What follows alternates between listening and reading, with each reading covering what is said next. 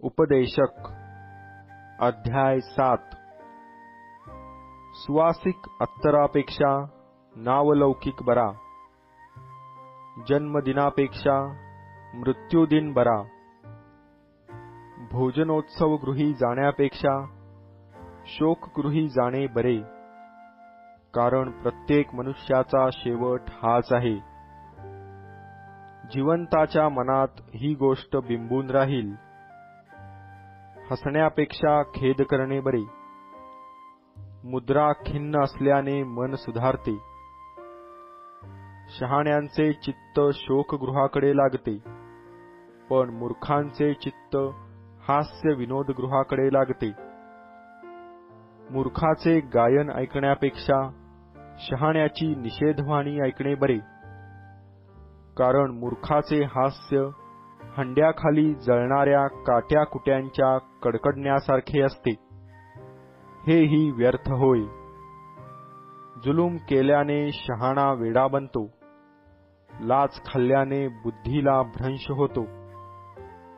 एखाद्या गोष्टीच्या आरंभापेक्षा तिचा शेवट बरा. उन्मत्त मनाच्या इसमापेक्षा सहनशील मनाचा इसम बरा.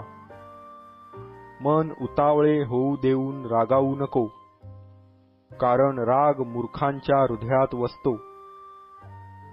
सांप्रतच्या पेक्षा पूर्वीचे दिवस बरे होते हे का, असे म्हणू नको. हे तुझे विचारणे शहाणपणाचे नव्हे. वतनाबरोबर शहाणपण असल्यास बरे. भूतलावर जन्म पावलेल्यास ते विशेष हितावह आहे. ज्ञान आश्रय देणारे आहे व पैसाही आश्रय देणारा आहे. तरी ज्ञानापासून असा लाभ होतो की ज्याच्यापाशी शहाणपण असते त्याच्या जीविताचे ते रक्षण करीते. देवाची करणी पहा. त्याने जे वाकडे केले आहे ते कोणाच्याने सरळ करवेल. संपत्काली आनंद कर, विपत्काली विवेकाने वाग, कारण मनुष्याच्या मागे काय होईल हे त्यास कळू नये म्हणून देवाने सुखदुःखे शेजारी शेजारी ठेविली आहेत. एखादा धार्मिक मनुष्य धर्माचरण करीत असतो तरी तो नष्ट होतो, आणि एखादा दुष्ट मनुष्य अधर्माचरण करीत असताही दीर्घायू होतो. हे सर्व मी आपल्या व्यर्थ गेलेल्या दिवसात पाहिले आहे. फाजील धार्मिक होऊ नको. मर्यादेबाहेर शहाणपणा मिरवू नको. तू आपला नाश का करून घ्यावा.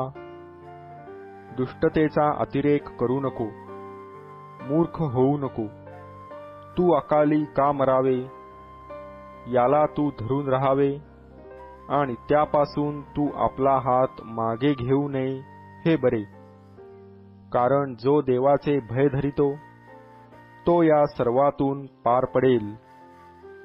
नगरातल्या 10 अधिपतींपेक्षा शहाणपण शहाण्याचे अधिक चांगले रक्षण करीते.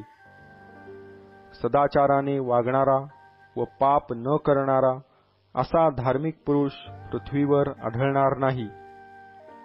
बोललेल्या सर्व शब्दांकडे लक्ष देऊ नको. देशील तर कदाचित तुझा चाकर तुला शिव्याशाप देताना ऐकशील, कारण तू ही इतरास वारंवार शिव्याशाप दिले हे तुझ्या मनास ठाऊक आहे. मी ह्या सर्व गोष्टी विवेकाने अजमावून पाहिल्या आहेत. आपण ज्ञानसंपन्न व्हावे असे मला वाटले, पण ते मजपासून दूरच राहिले. जे आहे ते दूर व अत्यंत गूढ आहे त्याचा थांग कोणास लागणार. ज्ञान व विवेक ही समजून घेऊन त्यांचे रहस्य जाणावे व त्यांचा शोध लावावा. आणि दुष्टता केवळ मूर्खत्व आहे व मूर्खत्व केवळ वेडगळपणा आहे हे समजावे, म्हणून मी फिरून आपले चित्त ह्या गोष्टींकडे लाविले. मला मृत्यूहूनही दुःखदायी अशी एक वस्तू आढळली. ती पाशरूप झालेली स्त्री होय. तिचे हृदय केवळ पारध्याचे जाळे आहे. तिचे हात शृंखला आहेत.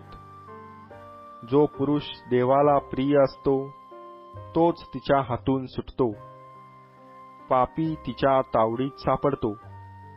उपदेशक म्हणतो, हिशोब पहावा म्हणून एकंदर गोळाबेरीज करिता मला आढळून आले ते हे. पण मी आजवर धुंडाळीत आहे, तरी मला आढळले नाही ते हे. हजारात एक पुरुष मला आढळला, पण तेवढ्या स्त्रियात मला एकही स्त्री आढळली नाही. पहा, एवढेच मला आढळले की देवाने मनुष्य सरळ असा उत्पन्न केला आहे, पण तो अनेक कल्पनांच्या मागे लागला आहे.